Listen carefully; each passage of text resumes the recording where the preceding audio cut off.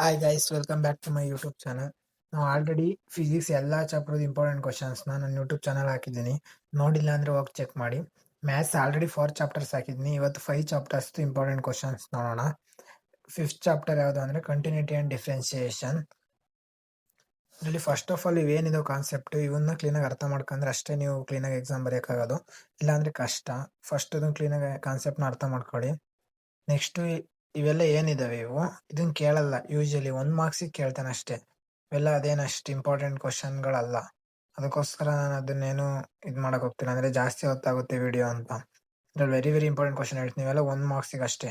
ಇದನ್ನ ನೀವು ಕ್ಲೀನಾಗಿ ಮಾಡಿದ್ರೆ ನೆಕ್ಸ್ಟ್ ಮಾರ್ಕ್ಸ್ ಮಾಡೋಕ್ಕಾಗೋದು. ನೆಕ್ಸ್ಟ್ 4 ಮಾರ್ಕ್ಸ್ ಬರುತ್ತಲ್ಲ ಅದನ್ನ ನೋಡಿ. ವೆರಿ ವೆರಿ ಇಂಪಾರ್ಟೆಂಟ್ ಕ್ವಶನ್ ಇದು 4 ಮಾರ್ಕ್ಸಿಗೆ.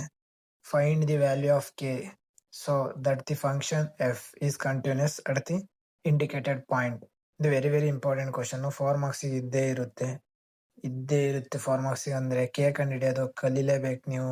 ನೋಡಿ ಇಲ್ಲಿ ಕೆಳಗಡೆನೂ ಇದೊಂದಿದೆ, ಇದು important. F of X is equal to K X plus 1 if X is less than 5, 3x minus 5 if X is greater than 5. ಇವೆರಡು ವೆರಿ ವೆರಿ ಇಂಪಾರ್ಟೆಂಟ್ ಕ್ವಶನ್ 4 ಮಾರ್ಕ್ಸಿಗೆ. ಇವೆರಡೇ ಅಂತಲ್ಲ, ಇವೆರಡು ಈ ತರ ಬೇಸಿಸ್ ಮೇಲೆ ಕೇಳ್ತಾರೆ ಅಂತ ಅಷ್ಟೇ. ನೆಕ್ಸ್ಟ್ ಇಲ್ಲೇ ಇದೆ ನೋಡಿ, ಇವೆಲ್ಲ ಕ್ವಶನ್ ಅದಕ್ಕೆ ಪ್ರಾಕ್ಟೀಸ್ ಮಾಡಿ. ಮ್ಯಾಥ್ಸ್ ಎಷ್ಟಾಗುತ್ತೆ ಅಷ್ಟು ಪ್ರಾಕ್ಟೀಸ್ ಮಾಡಿ, ಇಲ್ಲ ಅಂದ್ರೆ ಎಕ್ಸಾಮ್ ಟೈಮಲ್ಲಿ ಬರಲ್ಲ. ಕ್ಲೀನಾಗಿ ಪ್ರಾಕ್ಟೀಸ್ ಮಾಡಿ. ನೋಡಿ ಡಿಫ್ರೆನ್ಷಿಯಸ್ ಫಾರ್ಮುಲಾಸು ಫುಲ್ ಫಾರ್ಮುಲಾಸ್ ಲಿಸ್ಟೇ ಇದೆ. ಫಾರ್ಮುಲಾಸ್ ಲಿಸ್ಟ್ ಎಲ್ಲ ಇದೆ. ಇಲ್ಲಿಂದ ಫಾರ್ಮುಲಾಸ್ ಇರೋದು ಇವೆಲ್ಲ ಡಿಫ್ರೆನ್ಸಿಯೇಷನ್ ಫಾರ್ಮುಲಾ. ಇಷ್ಟು ಡಿಫ್ರೆನ್ಸಿಯೇಷನ್ ಫಾರ್ಮುಲಾ ನಿಮಗೆ ಗೊತ್ತಿರ್ಬೇಕು. ಇಷ್ಟಾರು ಗೊತ್ತಿರ್ಬೇಕು. ಯೂಶಲಿ ಇನ್ನೂ ಜಾಸ್ತಿ ಇದೆ ಡಿಫ್ರೆನ್ಸಿಯೇಷನ್ ಫಾರ್ಮುಲಾ. ನಿಮಗೆ ಏನಾದ್ರು ಫಸ್ಟ್ ಮಾಡಕ್ ಗೊತ್ತಾಗ್ಲಿಲ್ಲ ಅಂದ್ರೆ ಇವೆಲ್ಲನೂ ಬರ್ದಿಡ್ಕೊಳ್ಳಿ ಒಂದಕ್ಕೆ.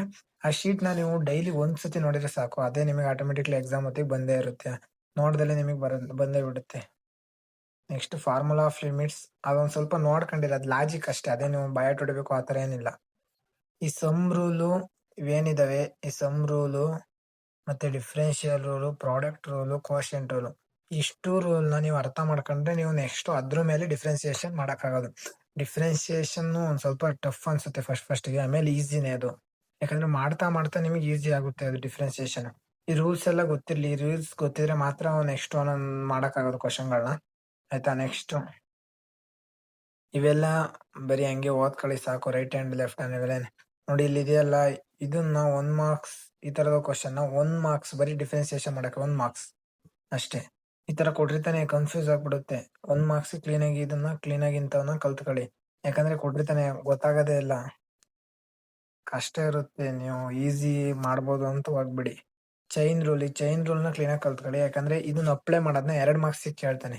2 ಮಾರ್ಕ್ಸ್ ಇಲ್ಲಿ ಯಾವುದೇ ತರ ಫಿಕ್ಸ್ಡ್ ಕ್ವಶನ್ ಅಂತ ಇಲ್ಲ ಮ್ಯಾಥ್ಸ್ ಅಲ್ಲಿ. ಇದು ಬೇಸಿಸ್ ಮೇಲೆ ಬರುತ್ತೆ ಅಂತ ಹೇಳ್ಬೋದು ಅಷ್ಟೇ. ಇವೆಲ್ಲ ಏನು ಅಷ್ಟು ಕೇಳಲ್ಲ, ಇವೇನು ವೆರಿ ವೆರಿ ಇಂಪಾರ್ಟೆಂಟ್ ಕ್ವಶನ್ ಅಲ್ಲ. ನೋಡಿ ಇಲ್ಲೊಂದು ಇದೆಯಲ್ಲ, ಇದನ್ನೊಂದು ಕ್ಲೀನಾಗಿ ನೋಡ್ಕೊಂಡಿರಿ. ಇದೊಂದು 3 ಮಾರ್ಕ್ಸಿಗೆ ಏನಾದರೂ ಕೊಟ್ಟರೆ ಕೊಡ್ಬೋದು. ಕಾಸ್ ಆಫ್ ರೂಟ್ ಎಕ್ಸ್ 2 ಮಾರ್ಕ್ಸ್ ಅಥವಾ 3 ಮಾರ್ಕ್ಸ್, 2 ಮಾರ್ಕ್ಸ್ ಅಥವಾ 3 ಮಾರ್ಕ್ಸಿಗೆ ಕೇಳೋ ಅಂತ ಕ್ವಶನ್ ಇದು.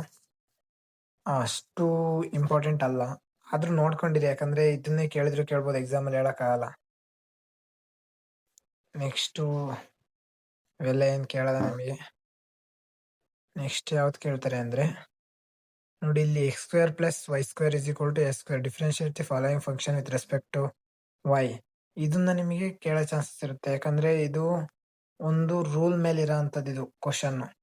ಇದು ಯಾವ್ದು ರೂಲ್ ಅಂದ್ರೆ ಈ ಶೀಟು ಇಲ್ಲಿ ಮಿಸ್ ಆಗಿ ಬಂದಿದ್ಯಾ? ಇಲ್ಲ, ಈ ರೂಲ್ ಇಲ್ಲೇ ನೋಡಿ, ಇಲ್ಲೇ ಇದೆ. X square plus Y square is equal to S square. ಒಂದೊಂದೇ ಡಿಫ್ರೆನ್ಶಿಯೇಟ್ ಮಾಡ್ತಾ ಹೋಗೋದು. ಪ್ಲಸ್ ಅಲ್ಲಿ ಇದೆಯಲ್ಲ ಅದಕ್ಕೆ.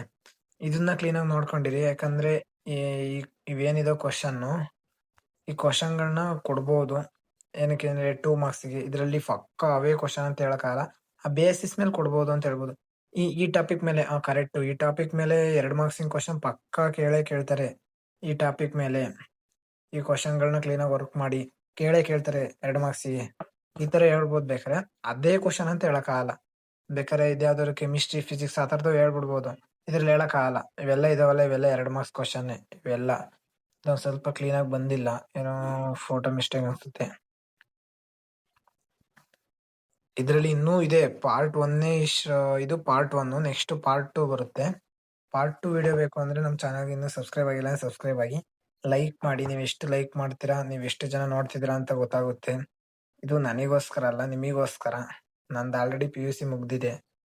ನಿಮಗೆ ಇದು ಹೆಲ್ಪ್ ಆಗುತ್ತೆ ಅಂತ ಮಾಡ್ತಾ ಇದ್ದೀನಿ.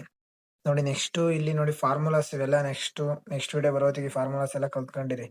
ನೆಕ್ಸ್ಟ್ ಕ್ವಶನ್ಗಳನ್ನ ನೀವು ಏನ್ ಮಾಡ್ಬೇಕು ಅಂದ್ರೆ ಕ್ವಶನ್ ಬರ್ಕೋಬೇಕು, ಪ್ರಾಕ್ಟೀಸ್ ಮಾಡ್ಬೇಕು, ಆ ಥರ ಮಾಡ್ಬೇಕು. ಇವೆಲ್ಲ ಕಲ್ತ್ಕೊಂಡಿರಿ ಫಾರ್ಮುಲಾ. ನೆಕ್ಸ್ಟ್ ಈ ವಿಡಿಯೋದಲ್ಲಿ ನೋಡೋಣ. ಇವೆಲ್ಲ ಏನಿದಾವೆ ಇದನ್ನ ನೋಡಿ. ಇಲ್ಲಿ find the derivative of y is equal to sin inverse of 2x divided by 1 plus x square. ಇದೊಂದು 2 ಮಾರ್ಕ್ಸ್ ಕೇಳ್ತಾನೆ ಈ ಟಾಪಿಕ್ ಮೇಲೆ. 2 ಮಾರ್ಕ್ಸ್ 3 ಮಾರ್ಕ್ಸ್. ಡಿಫ್ರೆನ್ಸಿಯೇಷನ್, ಕಂಟಿನ್ಯೂಟಿ ಇದನ್ನ ಕ್ಲೀನಾಗಿ ಕಲ್ತ್ರಿ ಅಂದ್ರೆ ನಿಮಗೆ ಒಳ್ಳೆ ಸ್ಕೋರ್ ಬರುತ್ತೆ. ಮತ್ತೆ ಇದು ಮತ್ತೆ ಇಂಟಿಗ್ರೇಷನ್ ಇವೆರಡು ವೆರಿ ವೆರಿ ಇಂಪಾರ್ಟೆಂಟ್ ಚಾಪ್ಟರ್ಸ್. ಕ್ಲೀನಾಗಿ ಕಲ್ತ್ಕೊಳ್ಳಿ. ಪಾರ್ಟ್ 2 ಬರುತ್ತೆ ಇದ್ರದ್ದೇನು. ಇದು ಪಾರ್ಟ್ 1.